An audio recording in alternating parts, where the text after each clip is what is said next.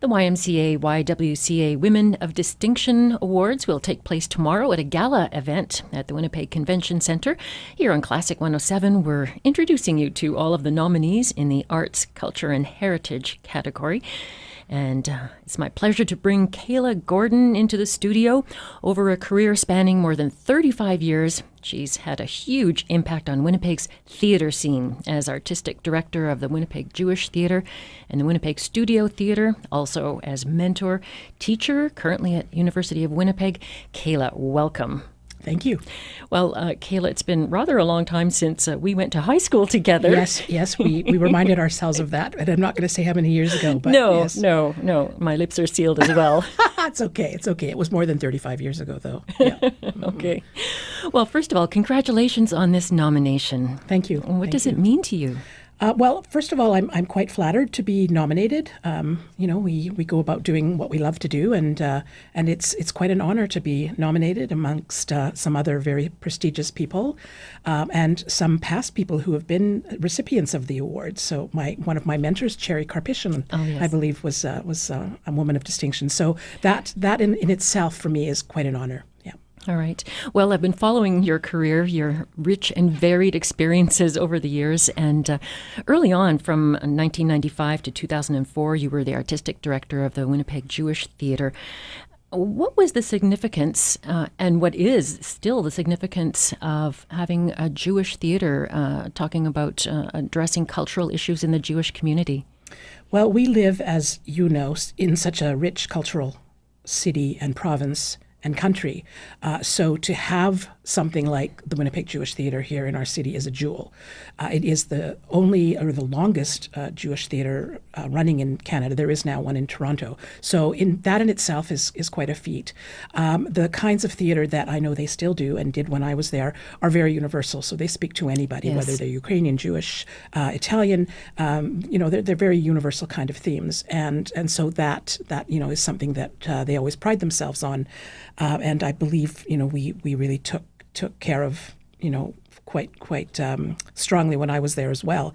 Also a lot of new works, which we've been involved in, which I was involved in when I was there. So just that nurturing of talent, nurturing of playwrights on those kinds of themes, and basically any kinds of things, is really, really important. Well, yes, just to expand on this, that you have worked in much more than Jewish theatre. You've worked with Indigenous playwrights. You've worked on productions that address questions of race and gender. Why is it important to you to delve into these questions in the theater context? Well, our stories are so rich, and who we are is so important to who we are and what we do. And it's really funny that you bring that up, because it was in a sweat lodge up in Norway House when I was working on a cross-cultural playwriting exchange with Native and non-Native students that I was questioning my own personal journey in the theater and wondering, what is important to me. I had kind of been ignoring my own Jewish culture growing up, and it was in that sweat lodge where I sort of had this epiphany of, here I am immersed in this amazing community. The people there had opened their arms to us. We were working on this brand new play, and I felt like there was this void of my own culture and tying my own theater experience into what I know or had needed to know more about. And I had an epiphany, mainly because the job for the Winnipeg Jewish Theatre came up just as I think the job was listed just before I left. And when I was there, I thought, you know what, I'm going to apply for this. Maybe this is something that I should be devoting some of my time to and my theater experience to. And I came back and got the job, and the rest is history. And then I spent 11 years building it into a professional company. I basically got my professional start there, as so many have in this city. And that production that you just mentioned at Norway House, you won a Governor General's Award for that, didn't you? It was called Tangled Souls. It was basically the kids from West Kildonan Collegiate, where I was teaching drama at the time, had never been up north, hardly knew any Indigenous students or friends. And the same thing, we went up to Norway House. We worked with a colleague up there. His name is Ed Braun. He ran the drama program up there. And we put the kids together basically in a room and said, okay, let's start experiencing what our lives are like. We went there, they came down here, they experienced life in the city, and the start of that grew into this play, Tangled Souls, which had a lot of conflict and tension in it, but also really brought the kids together as they were writing it and then performing it there. And then we went toured it up north to Churchill. We went to a native, it was a Chiefs convention, presented it up there, and it was just really the start for me of working on new collectives, collective creations, new works, those kinds of things. So it really sort of started sparking the interest for me. Yes. Well, you do so much work with young people, and more recently, I've been following some of your work with the Winnipeg Studio Theatre in musical theatre productions. And what really struck me was the high level of performance and the enthusiasm among these young people for musical theatre. They were just there was just such a love of it. You could tell. How do you account for this continuing interest in musical theatre among young people? Well, for Winnipeg Studio Theatre, I want to go back a little bit because one of the impetus for starting the company and working with the company was that there were not a lot of musicals created about women. There was Menopause, the musical, Mental Positive Respect, all these musicals that satirized, or satirized music that had already been produced. So I wanted to create and work with Sharon Bajer on something that was brand new about women that created and used new music. So that was one of the impetus for starting the company. And then once we got involved and produced that, we did a number of fringe shows at the Winnipeg Fringe Festival. And one of the productions was along with University of Winnipeg. It was the production of Hair. And up until that point at the Fringe Festival, there hadn't been a lot of musicals over the last 10 years. And that sort of brought a whole new resurgence of young people to like or a need to want to come and see musicals. So we did the production of what was it? It was Spring Awakening. We thought we're going to break that one out and do it at the Warehouse Theatre, make it a professional show, and just see what happened. And it was quite successful. It used some equity performers, professional performers, and then the cast was also comprised of a bunch of young 16 to 20-year-old young performers. And I realized in doing that there is such a wealth of talent in this city from very young. It's our programs. So, Rainbow Stage has a program for nurturing young people. We have our Studio Works program, which also is for 12 to 18-year-old young people. All the schools now have musical theatre programs. So it's something that's really grown. And we've got this whole pool of talent that is really not going anywhere. Like once they turn 18, where do they go? What can they do? So a lot of them were running off to Toronto or trying to break into careers elsewhere. So I sort of thought, let's try it here and see what happens. And it sort of grew and it became something popular for kids to audition for.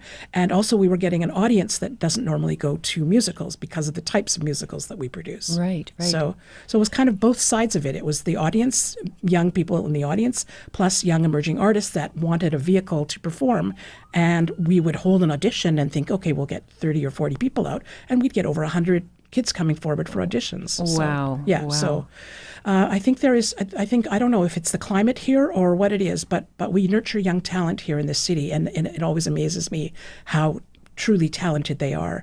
And I think we can see that now because in the last, I think, 5 or 6 years, there's been a number of students that we've taught or that have been in our productions or elsewhere in the city, other dance programs, music programs, who have gone on to Broadway and other regional theaters. Yes. So it's pretty exciting. Yes, indeed. And you continue teaching at University of Winnipeg? I still teach at university. I get a lot of those students that come through. I teach the musical theater program there or the courses there. I was teaching the acting course as well. So I've been at the University of Winnipeg for probably 15 years now, just working part-time, a little bit of teaching before that at U of M in the drama and education faculty as well. So again, I found that they're like sponges, the students that are out there. They really want to learn, and they love theater, they love musical theater. So yeah, It's been fun. Mm-hmm.